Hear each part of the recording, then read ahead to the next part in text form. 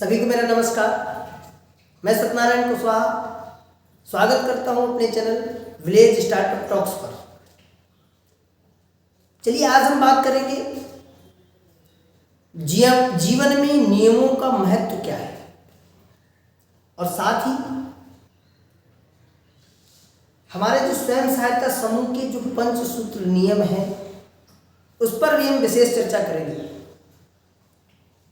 तो प्लीज जिसने अभी तक मेरे चैनल को सब्सक्राइब नहीं किया है तो सब्सक्राइब करिए, बेल आइकन के बटन को क्लिक करिए ताकि जब भी मैं इस प्रकार की वीडियो डालूं तो आप उसको आसानी से देख पाएं।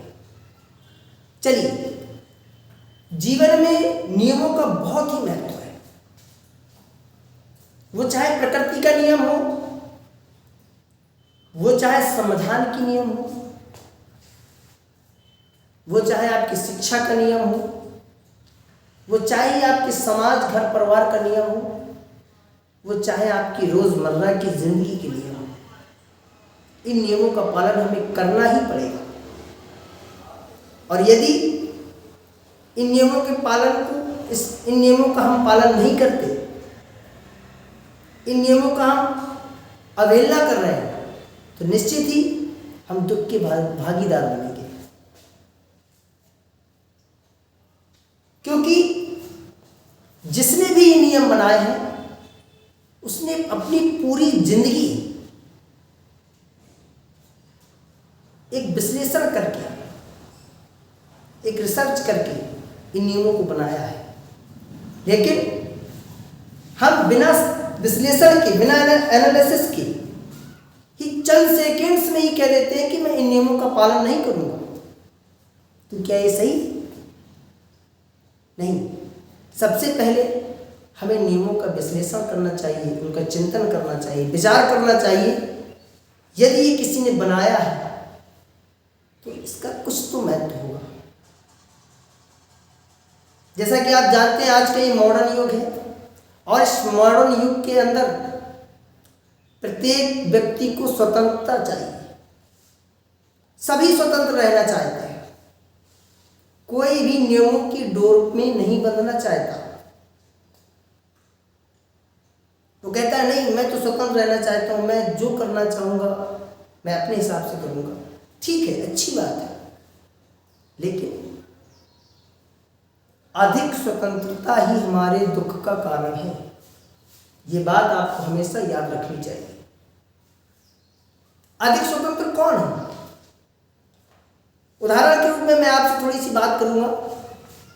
जैसे एक कुत्ता है जो बहुत अधिक स्वतंत्र है, उसको आवारा कुत्ता कहेंगे, और वो कहीं भी किसी के घर में भी जा सकता है, कहीं भी जा सकता है, किसी घर में भी चला जाता है, वो हर जगह मार ही खाता है। और एक ऐसा कुत्ता है जो पालतू है, जो किसी डोर में बंधा हुआ है, वो हर जगह मार नहीं खाता। उसको हर जगह से प्यार मिलता है, उसको समय से भोजन मिलता है, वो लग्जरी गाड़ी में घूम रहा है। तो आप इस पर थोड़ा सा विचार कीजिए। हमें नियमों की अवहेलना नहीं करना है, उसका चिंतन करना है, विश्लेषण करना है। चलिए, अब हम अपने मुद्दे की बात करेंगे। जो स्वयं सहायता समूह का नियम है, पंचसूत्र नियम, इन नियमों की भी हमें पालन करना पड़ेगा। और यदि इस नियम का भी हम पालन नहीं करेंगे तो शायद अपने स्वयं सहायता समूह को हम बहुत अच्छे से नहीं चला। बात करते हैं अपने मुद्दे की। जो स्वयं सहायता समूह की जो पंचसूत्र हैं उसके बारे में जानते हैं और इसको कैसे पालन करना है विस्तार से चर्चा करेंगे। तो चलिए चलते हैं अपने व्हाइट बोर्ड पर। देखिए, सबसे पहले लिखा हुआ है स्वयं सहायता समूह के पंचसूत्र, यानी स्वयं सहायता समूह के जो 5 नियम हैं वो क्या है। सबसे पहले लिखा हुआ है नियमित साप्ताहिक बैठक। जो स्वयं सहायता समूह के जो सदस्य हैं सभी को चाहिए कि वो नियमित रूप से प्रत्येक सप्ताह में अपनी बैठक करें, सभी सदस्य मिलकर बैठें, किसी एक विषय पर चर्चा करें, विचार करें, किसी आपस में अपने जो सुख दुख हैं 10 मेंबर के सभी एक दूसरे को बांटें, समस्याओं पर चर्चा करें, आगे किसी भी योजना पर यदि चर्चा करना है तो उस पर चर्चा करें और इस सारी चर्चा को जो आपके समूह का कार्यवाही रजिस्टर होता है उस पर अंकित करें, ताकि आपको भविष्य के लिए एक आपके पास डेटा रहेगा कि इस डेट पर हमने किस विषय पर चर्चा की थी।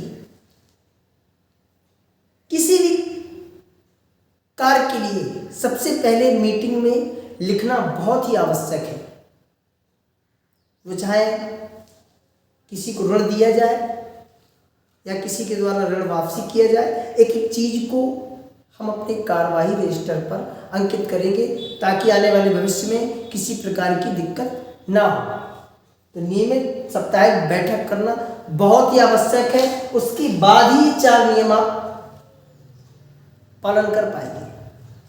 दूसरा नियम क्या है? दूसरा नियम है नियमित। चलिए दूसरा नियम क्या है? दूसरा नियम है नियमित साप्ताहिक बचत। जब आप बैठक कर रहे हैं तो आपको उसी बैठक में ही जो आप अपने समूह के लिए बचत कर रहे हैं, प्रत्येक सदस्य का जो अंश है, जो हिस्सा रहेगा, जो शेयर रहेगा, आपको उसको कलेक्ट करना है और उसको अपने जो आपके स्वयं सहायता समूह का जो खाता है उसमें जाके जमा करवाना है। ये कार्य प्रत्येक सप्ताह जो बचत करने का जो तरीका है इसको प्रत्येक सप्ताह सभी को करना चाहिए। इससे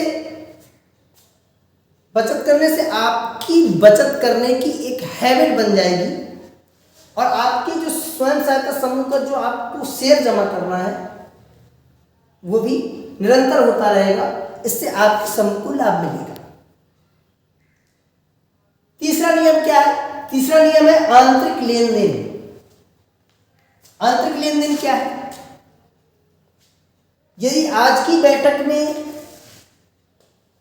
कुछ पैसे एकत्रित किए गए यानी बचत जमा की गई और आज वो बैंक तक नहीं जा पा रहा और इसी बीच में किसी दीदी को उस पैसे की आवश्यकता है तो उसका लेन देन करना बहुत ही आवश्यक है, क्योंकि कम से कम उस दीदी की आवश्यकता तो पूरी हो सकती है।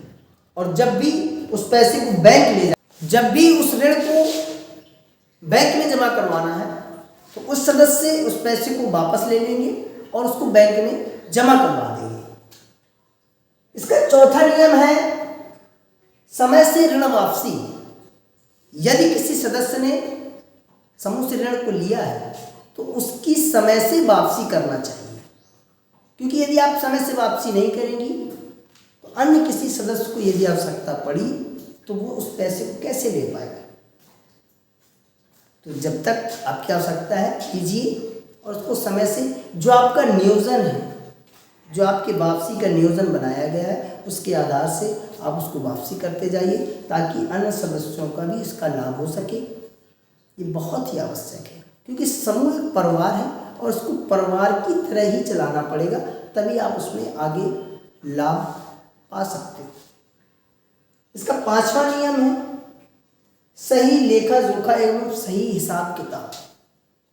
ये बहुत ही महत्वपूर्ण बिंदु है, क्योंकि यदि समूह में हम सही लेखा जोखा नहीं रखेंगे, प्रत्येक चीज को कार्रवाई जो आपका मीटिंग मिनट्स रजिस्टर है उसमें यदि हम नहीं लिखेंगे तो कहीं ना कहीं आने वाले समय में हमें दिक्कत हो सकती है। तो इसलिए प्रत्येक चीज को, वो चाहे किसी को ऋण दिया जाए या ऋण वापसी किया जाए या अन्य कोई भी मुद्दा हो, उसको लिखना बहुत ही आवश्यक है। यही पंचसूत्र के नियम है। ये 5 नियमों का यदि हम पालन करेंगे तो निश्चित ही अपने समूह को बहुत अच्छे से चला पाएंगे। चलिए, बहुत अच्छा लगा। सभी को बहुत बहुत धन्यवाद। जय हिंद, जय बुंदेलखंड।